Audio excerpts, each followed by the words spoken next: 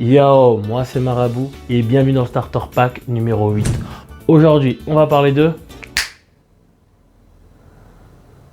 Oublie pas de me donner un peu de force, installe-toi, bois de l'eau et laisse-moi t'ouvrir les portes de l'univers de Slam Dunk.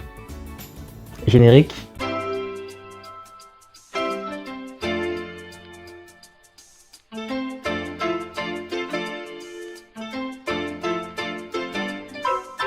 Alors, de 1, c'est un manga de sport. 2, ça parle de basket, donc j'étais obligé de t'en parler sur la chaîne. Mais oui, c'est clair. Juste pour poser les bases, c'est le manga de sport le plus vendu au monde all time. Ok? L'œuvre est tellement colossale que le Japon est devenu fan de basket grâce au manga. Zéro van, hein? On va suivre Hanamichi Sakuragi, jeune racaille aux capacités physiques impressionnantes. Vive les années 90 quoi. Et ce dernier détient le fabuleux record d'avoir pris 50 râteaux au collège. Et bien sûr, une fois arrivé au lycée, il est tombé amoureux d'une fille qui était fan de basket. Et en bon gros simple qui se respecte, il s'est mis à ce sport pour l'impressionner. Bien évidemment! Bien évidemment! Bien évidemment! Voilà, c'est ça l'histoire. En tout cas, pour les premiers tomes. Il découvre les bases de ce sport et se lie à ce dernier. Et avec l'équipe en construction, ils vont charbonner pour faire le fameux tournoi qui leur permettra de devenir le meilleur du Japon et blablabla. Bref, tu connais, c'est littéralement le classique du manga de sport.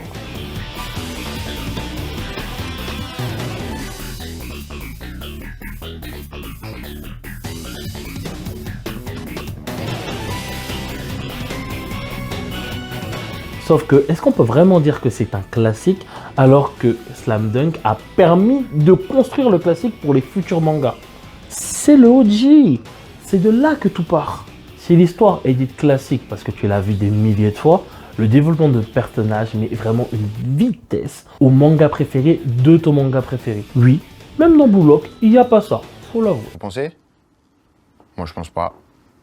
C'est mon avis. Et en plus de ça, l'humour est dosé aux petits oignons. Vraiment, la bêtise du génie aux cheveux roux, c'est trop.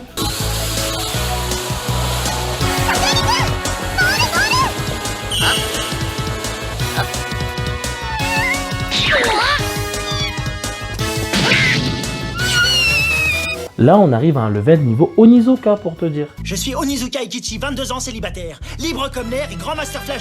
Bon, si je résume bien, c'est le OG des mangas de sport.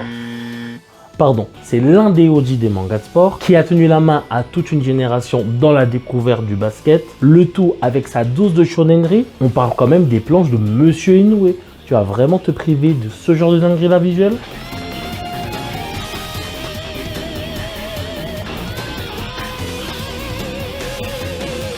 Quand même. Et le tout saupoudré avec un humour bien léché. Je n'ai qu'une chose à dire, bon appétit. Bon, là normalement, j'ai fait le taf, tu vois. Je vois même pas pourquoi tu commences à bégayer, tu devrais commencer Slam Dunk. Mais, pour les plus typiques d'entre vous,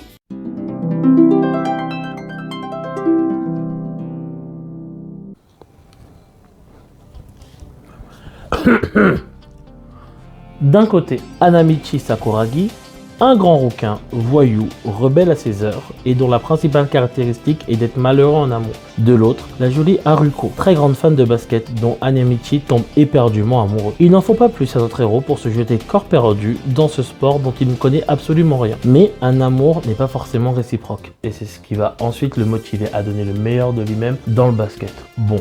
Pour le synopsis, ça c'est fait. Au cas où tu n'avais pas vraiment compris de quoi il s'agissait. Prépublié dans le Weekly Shonen Jump de la Shueisha de 1990 à 1996, le manga Slam Dunk comptabilise au total 31 tomes. Son auteur, Takehiko Inoue, est un passionné de basketball. Il est considéré comme un génie parmi les mangaka et il fait partie de ceux qui sont le mieux payés dans la profession. En plus de Slam Dunk, il est connu pour des œuvres telles que Vagabond, un manga de samouraï, ou encore Reel, un manga sur la pratique du basketball en fauteuil roulant. Slam Dunk, c'est un monument. En 1994, il gagne le 40e prix Shogakukan dans la catégorie shonen. Slam Dunk, c'est aussi le troisième manga du Jump à dépasser les 100 000 exemplaires, après Koshikame et Dragon Ball. Avec les 170 millions d'exemplaires vendus, cela fait de lui le 7e manga le plus vendu au monde all time, ce qui fait de lui le manga de sport le plus vendu all time. Pour info, avec 100 000 exemplaires vendus, nous avons Baki, Touch ou encore Hajime no Ippo. Et avec 82 millions, nous avons Captain Tsubasa. Je pense que tu le connais plus sous son nom français. En France, on peut remercier Kana pour l'édition du manga depuis 1999 avec ses 3 éditions. La classique, la star et celle que j'ai à la maison avec une très belle fresque sur la tranche. Et l'édition de luxe qui est sortie en 2024. Comme tout manga à succès, il a eu droit à une adaptation en animé qui est sortie de 1993 à 1996. Elle comprend 100 épisodes et a été réalisée par Nobutaka Nishizawa. Alors oui, à l'époque, il n'y avait pas ce délire de saison. Si tu loupes un épisode, bah, bonne chance à toi, hein, qu'est-ce que tu veux que je te dise.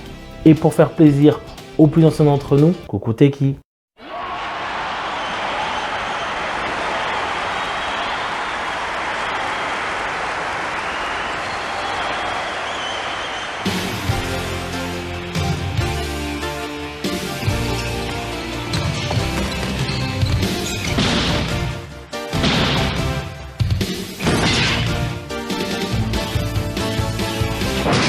Le manga a eu droit à 4 films d'animation japonais qui sont sortis entre 1994 et 1995. Et surtout avec un film sorti en 2022, The First Slam Dunk.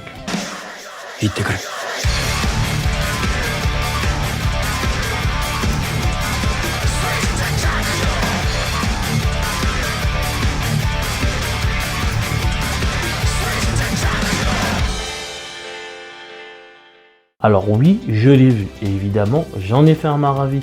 Donc si tu veux connaître mon opinion, je t'invite à aller le voir, que ça soit sur YouTube en termes de short, sur Instagram ou encore sur TikTok. Tout simplement. Et si tu veux te la racler à la rentrée auprès de tes collègues, sache que le doctorant Dexter Thomas d'une université américaine a déclaré 2 points, ouvrez les guillemets, la première vague de basketball au Japon a été poussée par Slam Dunk. Le manga est connu pour avoir popularisé le basketball au Japon, au point que Takeishi Inoue a reçu une mention spéciale de la part de la JBA, la Japan Basketball Association. Et un deuxième bonus pour la route, c'est moi qui régale. Sache qu'il existe une collaboration entre les chaussures Air Jordan et le manga Slam Dunk. Et avec ça, on peut clôturer le point Tech Tech.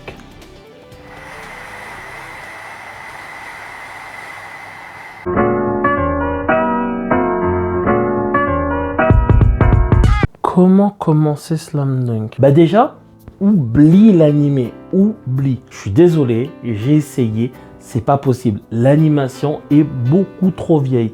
J'ai regardé pour les bienfaits de la vidéo.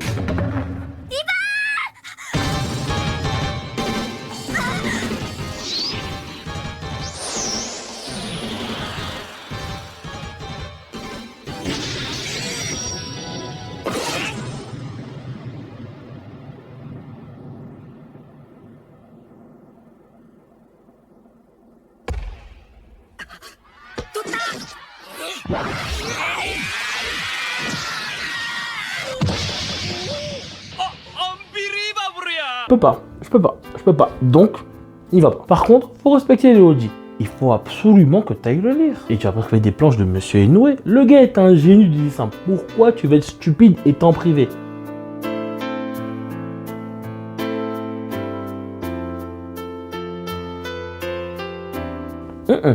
Va lire seulement et tu me diras merci. Et une fois que c'est fait, tu vas me regarder le film The First Slam Dunk.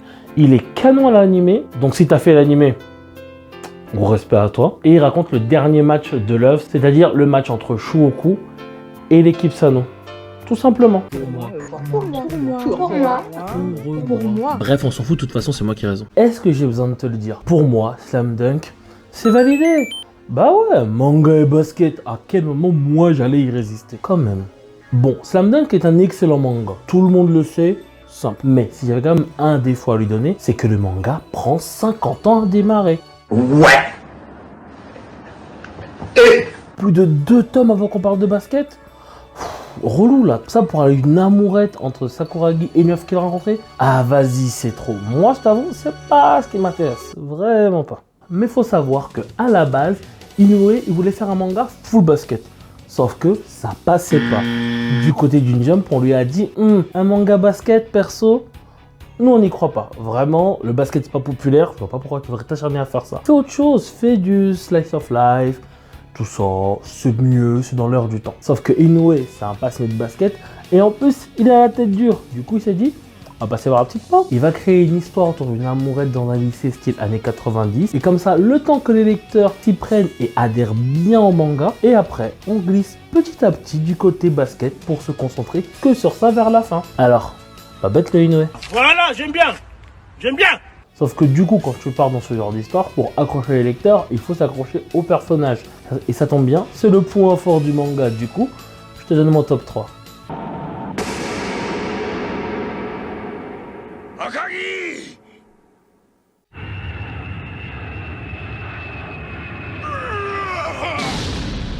Tu sais, c'est le capitaine rigide qui ne pense et ne vit que pour le bien-être de son équipe. À la base, c'est un personnage chiant, qu'on se le dise. Mais ce qui le rend intéressant, c'est les interactions qu'il a eues avec Sakuragi, le protagoniste. C'est grâce à ces valeurs qu'il véhicule que Sakuragi s'est mis à respecter le basketball pour le sport qu'il est. Il lui a transmis le goût de l'effort parce que bon, Akagi, c'est pas un talentueux. Lui, c'est un gars, il bosse pour espérer avoir un résultat. Et même en bossant comme ça, c'est compliqué. Hein. Mais bon, en vrai, c'est un excellent capitaine. Il a su trouver les mots pour exploiter au mieux les capacités de Sakuragi et les mettre au service de l'équipe. Et ça, moi, ça me régale. Du coup, pour le numéro 2, est-ce qu'on avait vraiment le choix ?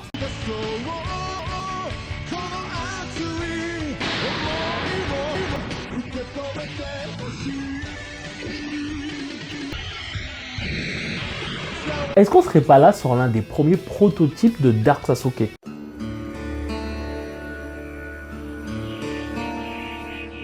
Tu sais, ce mec ténébreux qui parle pas beaucoup et qui a un énorme succès auprès de la gente féminine alors que il n'en a rien à foutre à ce moment-là. Après bon, Rukawa, autant pour le basket, c'est un acharné de travail, il est doué, autant à côté, c'est une merde humaine.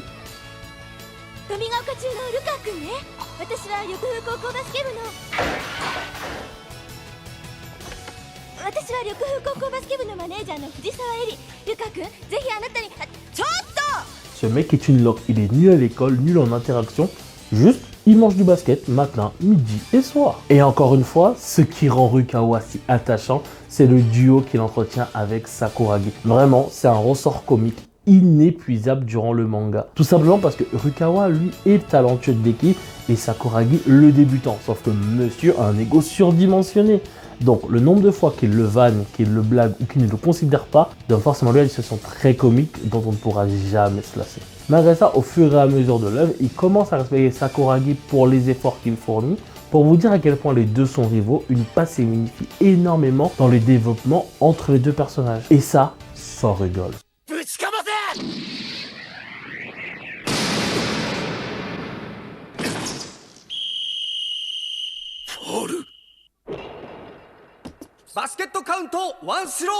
Comment ne pas aimer Sakuragi? On passe d'une jeune racaille qui collectionne plus de 50 râteaux avec les meufs à un passionné de basket capable de s'entraîner à faire le même geste plus de 20 000 fois, tout ça pour voir le réussir une ou deux fois dans le match qui arrive. C'est la définition du développement de personnage et cela se traduit même visuellement.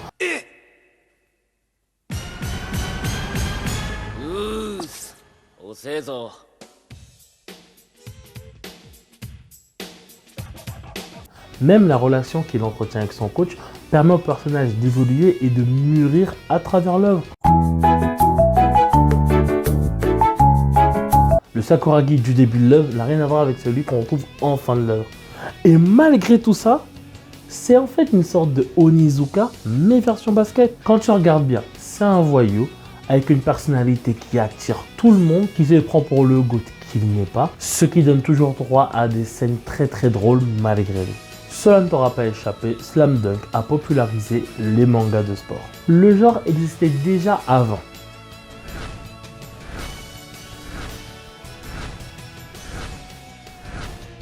Mais là, on est passé quand même à un autre niveau. Et surtout, le manga a bénéficié de la médiatisation de la NBA à travers le monde. Je te rappelle que nous sommes dans les années 90 et c'est donc l'ère de Sa Majesté.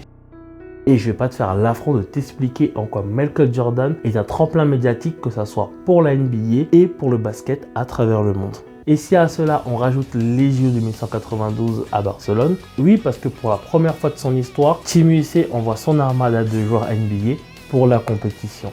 Pippen, Jordan, Barkley, Magic, Bird, bref. Et le pire, c'est que cette compo survole la compétition en battant chaque adversaire en leur mettant 40 points de moyenne à chaque match. Et avec la manière, hein.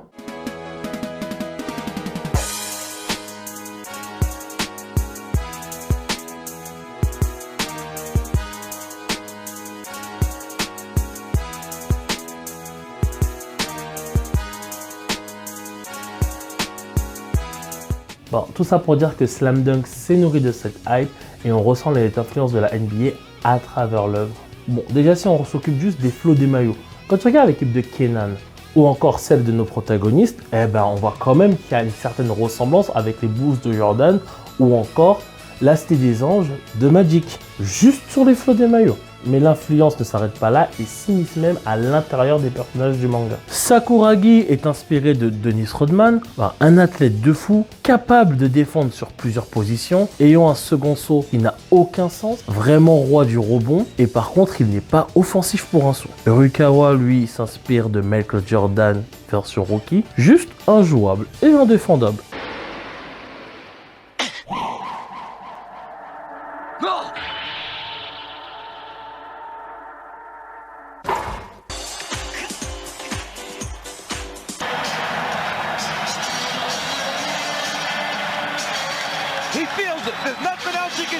Et en même temps, il adore l'adversité et s'en nourrit. Akagi est inspiré d'un mélange entre Patrick Ewing ou David Robinson pour le côté physique hors norme et leader de son équipe en tant que pivot. Miyagi s'inspire de Kevin Johnson, petit meneur rapide qui est un bon général sur le terrain. Le coach Enzai s'inspire de Phil Jackson pour le côté Zen Master et la gestion des égos, tels que Rukawa ou Sakuragi. Et Maki s'inspire de Magic Johnson, bon meneur pouvant jouer à plusieurs positions. Bref, tu vois le délire, mais si t'es encore là, c'est que tu veux le sang. Tu veux savoir qui de Kuroko no Basket ou de Slam Dunk est le meilleur manga de basket. Et ici, on n'esquive pas la question, donc... Côté Slam Dunk, c'est très classique. On va construire une équipe pour devenir les meilleurs et on va apprendre les bases du sport à travers les yeux du protagoniste qui, lui, n'y connaît absolument rien. Kuroko no Basket, lui, fait l'inverse, c'est-à-dire qu'à la base, ils sont amis et ensuite ils sont devenus rivaux. Donc c'est déjà ce lien entre les joueurs qui existe déjà. Et du coup, je mets le point à Kuroko parce que l'histoire est originale, même si on peut pas nier qu'elle est forcément un peu inspirée de Slam Dunk.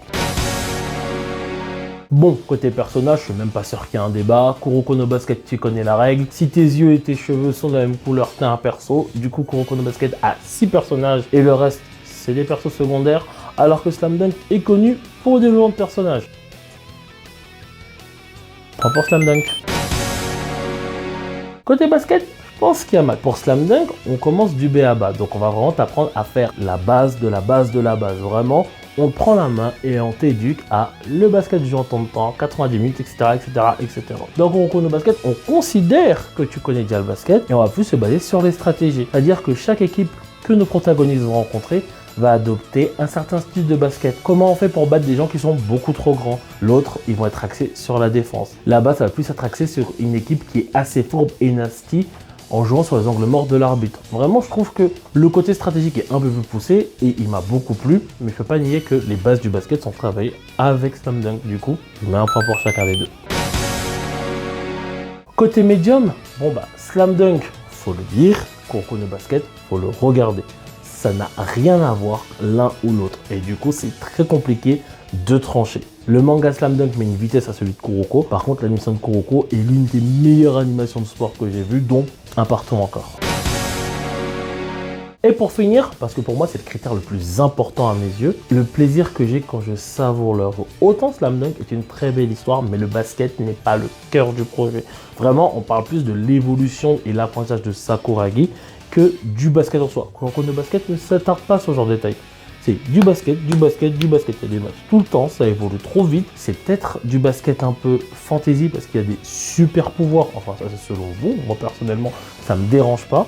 Mais au moins, quand j'ai fini l'épisode de Kuroko no Basket, j'ai envie de jouer au basket. Et c'est ça qui est dans un manga de sport personnellement. Cette envie de « Ah, je regarde IQ, je veux jouer au volley. Je regarde Olivier Tom, je vais reproduire les mouvements. Quand je regarde Slam Dunk, ça me donne pas envie de faire du basket à côté. Ça me donne envie de continuer la suite et de voir comment le personnage va réussir à s'en sortir, etc. C'est sympa, mais c'est pas ce que j'attends moi d'un manga de sport. Donc, pour le côté plaisir, je mets le point à Kuroko. Et du coup, ça me donne un score de... Victoire de Kuroko. Ouais, c'est comme ça, voilà. C'est moi qui fais la vidéo de toute façon. Donc, et si t'es pas content, t'as qu'à me le dire en commentaire. Mais, en tout cas, c'est mon avis. Et je trouve que si demain tu me dis que Slam Dunk tu préfères Kuroko no Basket, il n'y a pas scandale. Les mangas proposent tellement deux choses différentes que selon ta sensibilité au basket, eh ben forcément tu vas pas aimer les mêmes choses. C'est comme si je te disais, c'est quoi le mieux entre l'Euroleague et la NBA? Si t'aimes le Q-basket et les stratégies, tu vas plus regarder l'Euroleague. Si t'aimes le divertissement pur et les choses spectaculaires, tu vas regarder la NBA. Il n'y a pas de mauvaise réponse, c'est à toi de choisir. Voilà. Mais en tout cas, entre chaque intersaison, moi je regarde Kuroko no Basket, ça te laisse imaginer qui est vraiment le GOAT des deux. C'est tout. Bref, c'était Marabout pour le Starter Pack sur Slam Dunk. J'espère que tu as kiffé. Si c'est le cas, n'oublie pas de t'abonner, mettre un commentaire, mettre un like. Bref, toutes les chinoiseries que tu connais sur YouTube. Nous, on se retrouve pour une prochaine vidéo et...